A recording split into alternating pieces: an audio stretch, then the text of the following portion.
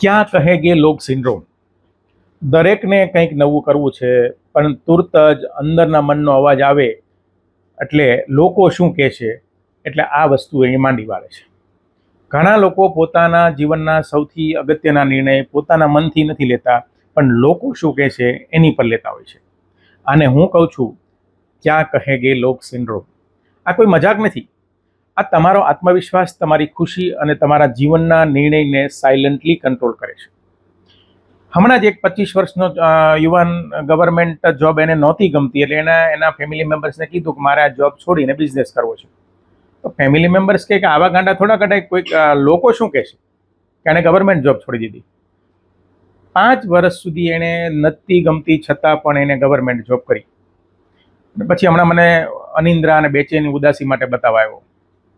એટલે એણે પછી એણે ગવર્મેન્ટ જોબ છોડી દીધી અને બિઝનેસ ચાલુ કર્યો. સમયાંતરે મને બતાવવા આવે છે ને આજે એ મેન્ટલી ખૂબ હેલ્ધી અને હેપી છે. તો તમે પણ આ પાંજરામાંથી બહાર આવી શકો છો.